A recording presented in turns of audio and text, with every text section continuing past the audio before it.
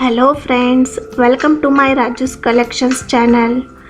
ಇವತ್ತಿನ ವಿಡಿಯೋದಲ್ಲಿ ನಾನು ಉತ್ತರ ಕರ್ನಾಟಕದ ಕರಂಡಿ ರೆಸಿಪಿ ಬಹಳ ಬೇಗ ಮತ್ತು ಈಸಿಯಾಗಿ ಹೇಗೆ ಮಾಡುವುದು ಎಂದು ತೋರಿಸ್ತೀನಿ.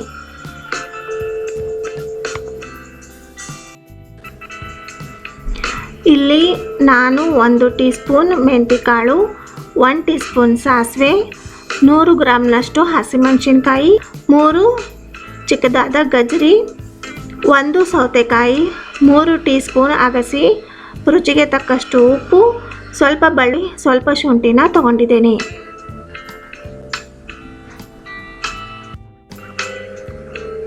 ಸೌತೆಕಾಯಿ ಮತ್ತು ಗಜ್ಜರಿನ ಇವೆರಡನ್ನೂ ಬಿಟ್ಟು ಉಳಿದ ಎಲ್ಲ ಇಂಗ್ರೀಡಿಯೆಂಟ್ಸ್ನ ಮಿಕ್ಸಿ ಜಾರಲ್ಲಿ ಹಾಕ್ತಾ ಇದ್ದೀನಿ. ಸ್ವಲ್ಪ ನೀರು ಹಾಕಿ ನುಣ್ಣಗೆ ರುಬ್ಕೋಬೇಕು.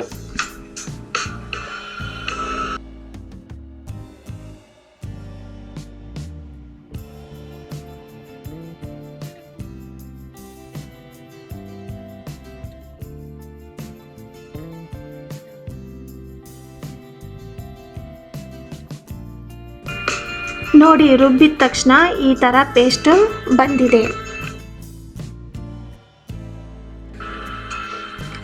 ಇಲ್ಲಿ ನಾನು 2 ಟೇಬಲ್ ಸ್ಪೂನ್ನಷ್ಟು ಆಯಿಲ್ನ 2 ನಿಮಿಷದವರೆಗೆ ಬಿಸಿ ಮಾಡ್ಕೊಳ್ತಾ ಇದ್ದೀನಿ.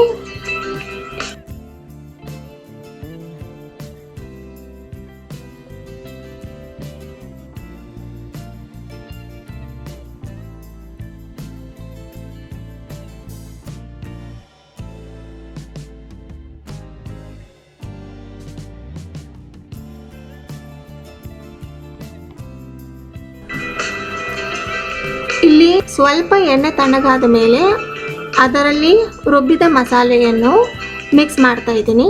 ಸೌತೆಕಾಯಿ ಮತ್ತು ಗಜ್ಜರಿ ಹಾಕಿ ಚೆನ್ನಾಗಿ ಕಲಿಸ್ಕೊಳ್ಬೇಕು.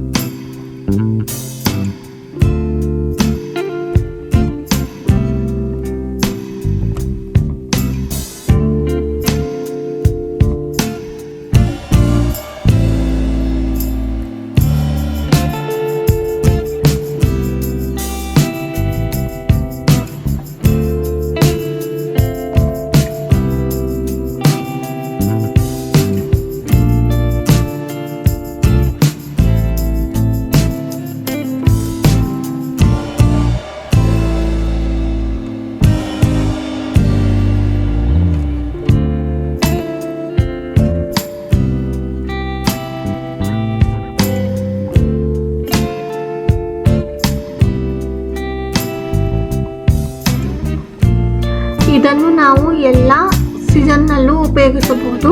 ತುಂಬಾ ಟೇಸ್ಟಿಯಾಗಿರೋ, ಎಲ್ಲರೂ ಇಷ್ಟಪಡುವಂಥ ರೆಸಿಪಿ ಇದು. ಇದನ್ನು ಉಪ್ಪಿನಕಾಯಿ ಥರನೇ ಉಪಯೋಗಿಸಬಹುದು.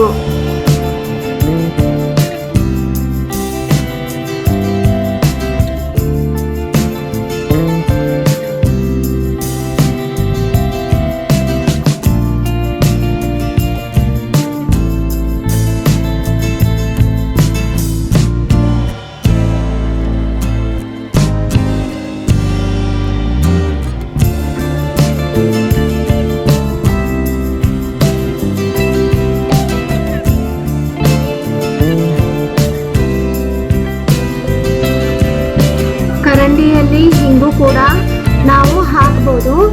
ನಾನು ಹಿಂಗು ಹಾಕಿಲ್ಲ, ಬೇಕಾದರೆ ನೀವು ಹಾಕಬಹುದು. ಈಗ ಕರಂಡಿ ರೆಡಿಯಾಗಿದೆ.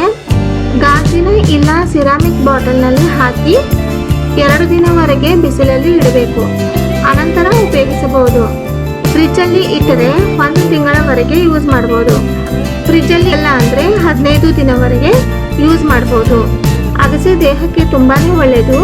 ಚಳಿಗಾಲದಲ್ಲಿ ಒಮ್ಮೆ ಟ್ರೈ ಮಾಡಿ ಕಮೆಂಟ್ ಮೂಲಕ ತಿಳಿಸಿ. ಈ ನನ್ನ ರೆಸಿಪಿ ನಿಮಗೆ ಇಷ್ಟ ಆಗಿದ್ರೆ ಸಬ್ಸ್ಕ್ರೈಬ್ ಮಾಡೋದನ್ನು ಮರಿಬೇಡಿ. ನಿಮ್ಮ ಮುಂದೆ ಇನ್ನೂ ಒಳ್ಳೆ ವಿಡಿಯೋಸನ್ನು ತರೋದಕ್ಕೆ ನಾನು ಯತ್ನವನ್ನು ಮಾಡ್ತೀನಿ. ಅಲ್ಲಿಯವರೆಗೆ ಟೇಕ್ ಕೇರ್, ಬಾಯ್ ಬಾಯ್.